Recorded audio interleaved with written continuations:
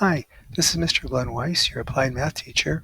Today we're going to look at the Unit 2 project, Perspective Drawing, Part 1.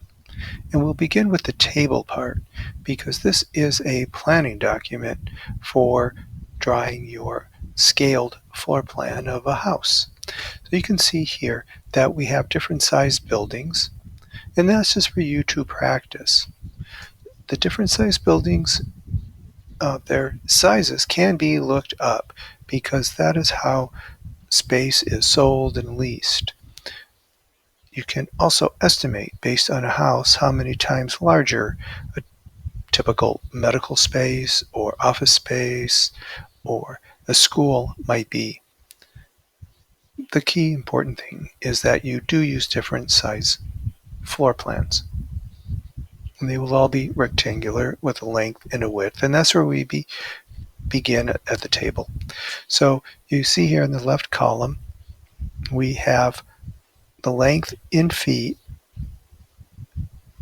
the width in feet, the perimeter, where you add up the four sides to being the same lengths and widths, the area, multiply the length times the width to get square feet. Here, we're in the next column over, this center column is the length in inches. So to get the length in inches, I'll demonstrate that with the bottom row of the hospital that I have completed here. And you will multiply 800 feet times 12, representing 12 inches, gives you 9,600 inches. So that's the actual length. That's unscaled.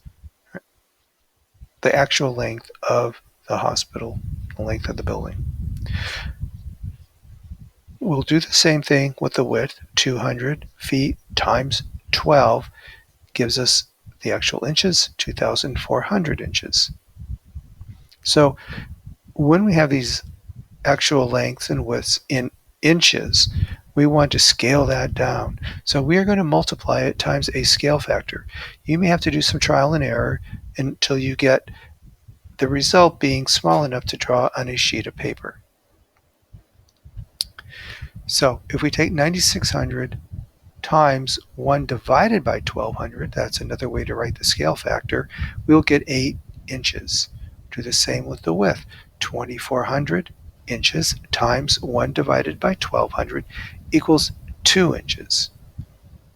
And that can be drawn on a typical sheet of paper, and that's what you will do to draw your floor plan.